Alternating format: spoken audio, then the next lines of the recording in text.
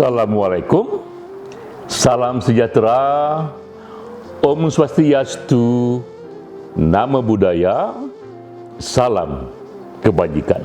Awalnya adalah kearifan, wisdom, dan kearifan tersimpan dalam puisi. Ini adalah serial kuliah singkat, kultum, kuliah 7 menit. Kita menggali kearifan dari kutipan puisi. Kali ini kita menggali puisi dari seorang penyair istimewa, seorang sufi wanita bernama Aisyah Al-Ba'uniyah. Ia lahir di Damaskus, Suriah, sekitar 500-600 tahun yang lalu. Ia lahir di tahun 1456 hingga 1517. 1456 hingga 1517, ini 600 tahun lalu. Kita kutip puisinya dari buku Life in Praise of Love. Ini bunyinya, jangan pernah abaikan keajaiban. Sandarkan harapanmu pada Tuhan, pada yang serba kuasa. Apa yang bisa kita gali dari kearifan ini? Satu renungan yang mengajak kita jangan pernah mengabaikan keajaiban dalam hidup. Jangan pernah mengabaikan mission impossible dalam hidup. Nah, untuk bisa kita hayati renungan ini, kita gali dulu riwayat hidupnya, karena acap kali puisi atau renungan itu hanyalah endapan batin dari perjalanan sang penyair. Kita temukan sesuatu dalam hidupnya untuk menafsir kutipan ini. Aisyah ini adalah fenomena yang sangat jarang.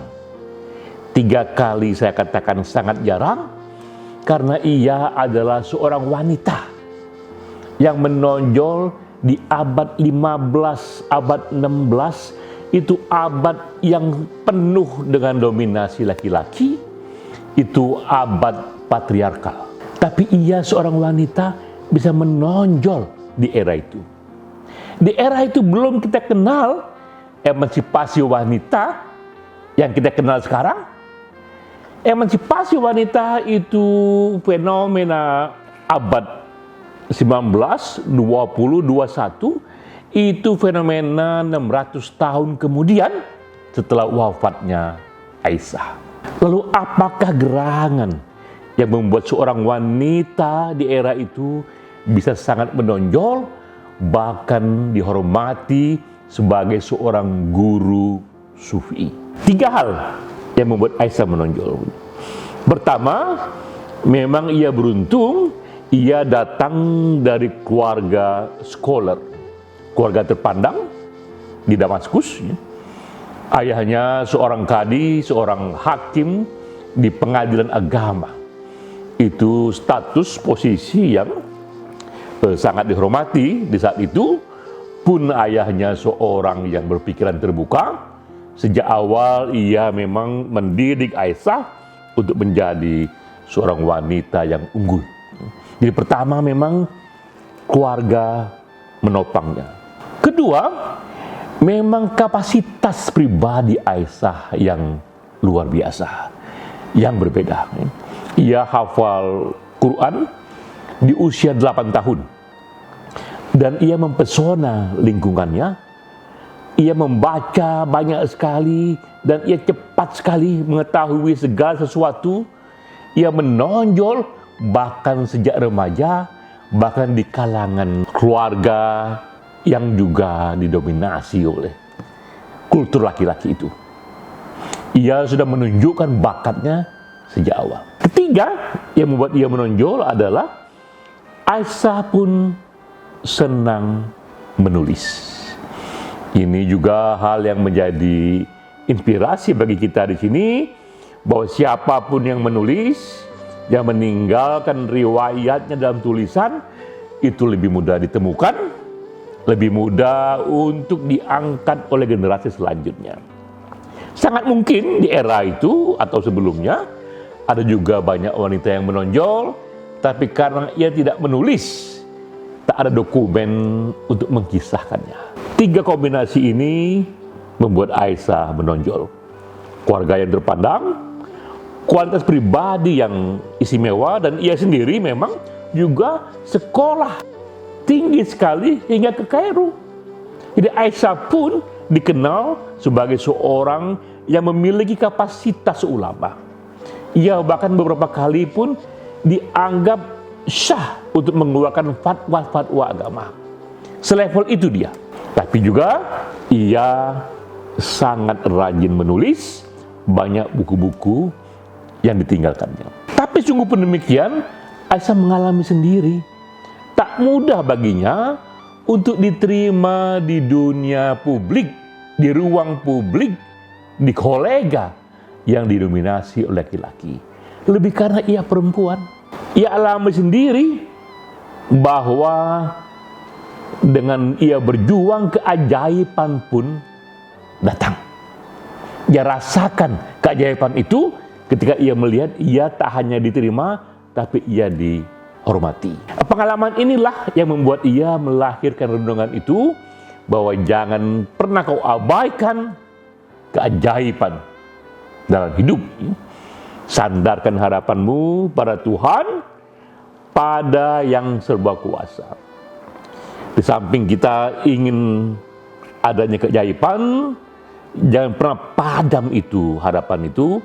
Jangan pernah kita biarkan ia hilang, tapi hidup-hidupkan dan sandarkan pada metafor yang besar, yaitu yang serba kuasa. Apa yang bisa kita petik dari renungan puisi Aisyah bagi kehidupan masa kini?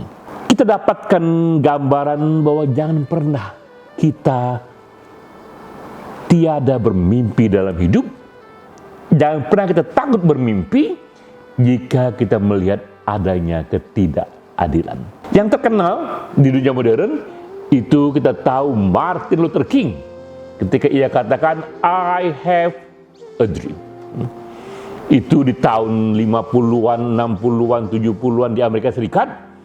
Itu Martin Luther King mengatakan I have a dream.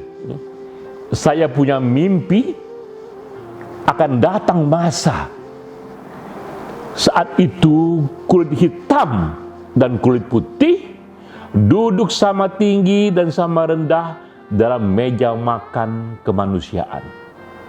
Saya punya mimpi suatu ketika mereka tak lagi dinilai dengan warna kulitnya, tapi dinilai dari karakternya, dari perilakunya.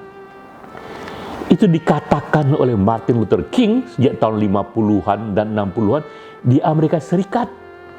Itu era ketika diskriminasi atas kulit hitam tidak saja sedang tinggi-tingginya, tapi dianggap sah, dianggap layak saat itu. Kita tahu dari sejarah di era itu, ada restoran, kulit putih saja yang mulai di sana, kulit hitam tak boleh masuk. Ini restoran hanya untuk kulit putih. Ada sekolah yang juga hanya untuk kulit putih. Kulit hitam tak boleh masuk. Bahkan bis-bis kota yang mengangkut warga negara, dan kita tahu kulit hitam juga warga negara, tapi untuk bis kota itu kulit hitam hanya boleh duduk di belakang yang sudah dipisahkan tempat duduknya. Jika di belakang penuh, ia harus berdiri. Dan jika datang kulit putih, maka kursi pun harus diberikan kepada kulit putih. Itu dianggap sah kala itu, karena pandangan di masa itu mengatakan kulit hitam ini adalah homo sapiens dari kualitas yang lebih rendah. Karena itu sah mereka didiskriminasikan. Mereka bukanlah datang dari homo sapiens kulit putih yang sangat tinggi. Di era itu Martin Luther King merasa ketidakadilan, ya, dan ia katakan I have a dream. Dan ia tidak pernah ragu akan datang keajaiban. Apa yang kata Aisyah, jangan kau ragukan adanya keajaiban, itu juga digembangkan oleh Martin Luther King. Ia tak ragu dengan keajaiban itu. Tahun 68 ditembak mati Martin Luther King. Tapi siapa yang menyangka 49 tahun kemudian, di tahun 2017, seorang kulit hitam yang pastilah dia cucu dari cucu para budak di masa lalu itu, Barack Obama menjadi presiden. Jadi kita lihat 49 tahun setelah mimpi Martin Luther King itu, ketika ia ditembak mati, seorang kulit hitam terpilih menjadi presiden di negara paling besar di Amerika Serikat. Padahal di era itu dan sampai sekarang, jumlah kulit hitam di Amerika hanya 10% saja. Jadi mustahil seorang kulit hitam menjadi presiden jika ia tidak dipilih oleh banyak sekali kulit putih. Kita lihat berubahnya peradaban. Kita lihat ajaibnya peradaban. Kita saksikan mereka yang kulit putih, yang dulu mendiskriminasi kulit hitam, tiba-tiba kulit putih itu sendiri ikut memilih seorang kulit hitam menjadi presiden mereka. Inilah satu bentuk keajaiban yang kita saksikan di dunia modern. Itu pula renungan yang kita dapat dari Aisyah Al-Bauniyah. Ia yang menyatakan itu 600 tahun lalu, menginspirasi hingga kini.